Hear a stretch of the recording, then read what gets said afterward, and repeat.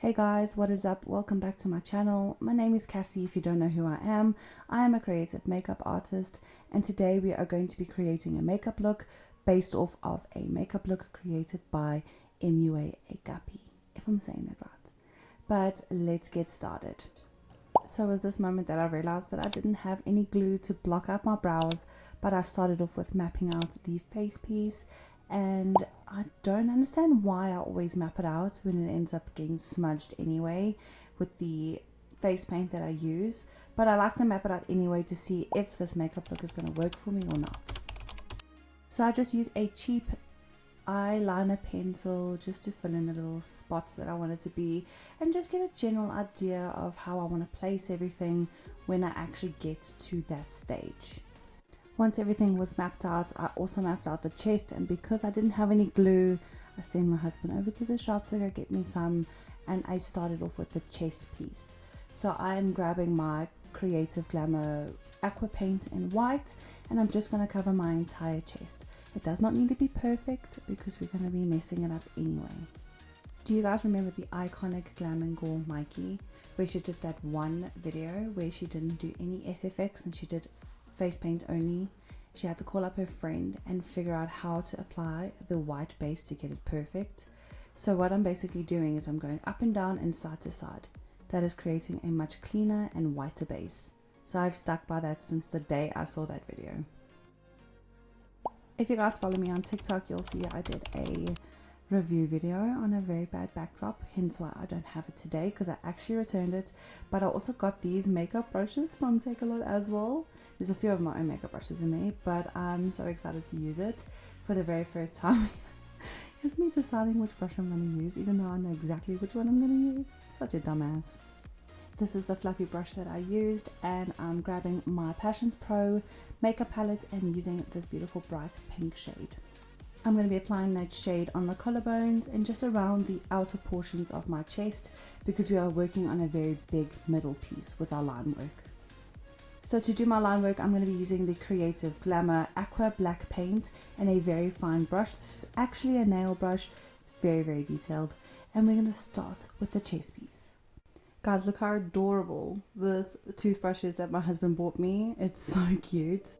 Please excuse the fact that my camera is sitting so high up and you cannot see anything I'm doing, but I'm going to be doing lines all over. So it's time to mess up the chest piece using my black aqua paint by Creative Glamour and the cutest little dinosaur toothbrush. And I'm just going to be spraying my chest all over just to mess it up a little bit. And I'm glad I didn't show you this chest piece because it kind of looks really bad, but you're going to see it anyway. Oh, there you go. I just showed you. I'm going to be grabbing my P. Louise Going Solo palette, and I'm using the shade Ring Off, and I'm going to be creating some depth into the chest piece, adding some shadows here and there just to make it look more interesting.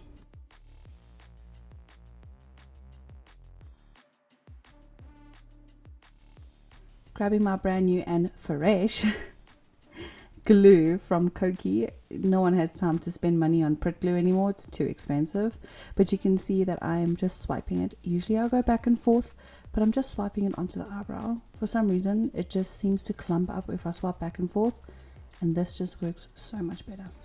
Watching this back is giving me such anxiety, but I used a water activator paint on my face. Usually I use grease paints, but I couldn't find my beauty blender anyway, so I just applied this with a water activated paint.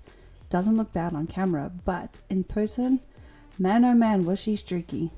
And when I say streaky, I mean streaky. Look at that base, it looks so bad, but I ended up fixing it with some grease paint. I just used a very dense brush and it worked out perfectly.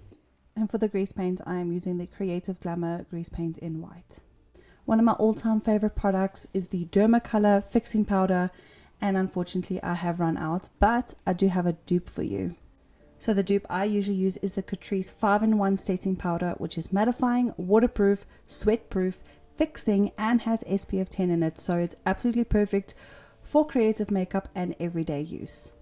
And it's not sponsored, I really do love this product.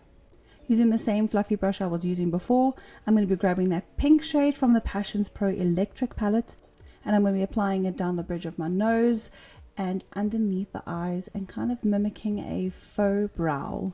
It's a very difficult thing for me to explain how I'm doing these lines, but I'm using a nail brush that has quite a long brush on it, and I'm creating lines, trying to make them as even as possible, and then creating 2 little circles right next to it. This is where the makeup look started like failing for me. I really did not like the way that this came out. It went from like really small circles to really big circles, and I just don't like the way the headpiece came out, but we will work with it. I actually much prefer the way the little circles look on my head when it's not filled in, and seeing it now, I kind of wish I didn't fill them in, but I'm just going to continue the line work all the way down my face and all the way around my eyes. It's very difficult for me to explain exactly what I'm doing, but I'm just going to show you.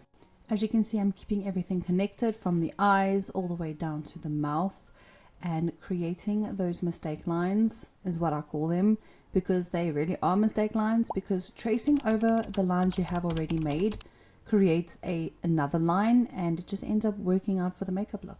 And that's what I love about doing line work, is that you can incorporate your mistakes into your makeup look. Using a flat synthetic brush, I'm going to be using that Passions Pro palette again and grabbing the pink once again, and I'm just going to be adding into different parts of the face just to create a more uniform look, so it doesn't look like there's only pink in the eyebrows and under the eyes. It's gonna be distributed everywhere. And I decided I wanted a little bit more depth closer to the line, so I just added more pink. Didn't add a darker pink, I just added more pink in those areas. In the inspiration photo, there was a marbling effect on the forehead, so I tried to recreate that as best as my ability, and I used the Passions Pro Pink and the Tammy Palette that I'm holding in my hand. I used that as well to add depth. I'm going to be grabbing my Tammy Palette by Makeup Revolution and dipping into those 2 shades, and that is going to be creating a very beautiful shadow underneath that bottom section of the lines. I want to make that top piece look like it's popping. Now it's time to blend and diffuse that section, because you want that to really sink in so that top section can really pop out. And then you see I also apply the same shadowing effect on the brows. I'll be grabbing the biggest lash that I've got and my cheapy duo lash glue, and I'm going to be applying the lashes in a fox eye type of style. So not applying it on my lash line, I'm applying it on my eyelid on the outer corners. And then I'm going to be taking that toothbrush again, and I'm just going to be dirtying it up, adding kind of freckled effect, or like a speckled egg. Oh yes, it is coming close to Easter, so yes, a speckled egg. And you can see me focusing mainly on the bottom because I really want that top piece to pop. And I used a lip liner to fill in the lips, and I added this black Crayolan lip stain to the middle. And I forgot to show you that I added on some lashes at the bottom. So what I basically did was I just cut up a normal strip lash into pieces and glued that to the bottom section of my lashes. I always feel so awkward ending my videos because I don't know how to pose, but I really hope that you guys enjoyed this video. This is the final look. The hair is not giving. Today it's not giving, but the makeup look came out alright. Not my best look, but I'm still happy with the end results. If you like this video, don't forget to give it a like and subscribe to my channel and turn on notifications to see when I post. And don't forget to follow me on my other social platforms. They are linked in the description. I'll see you soon. Bye!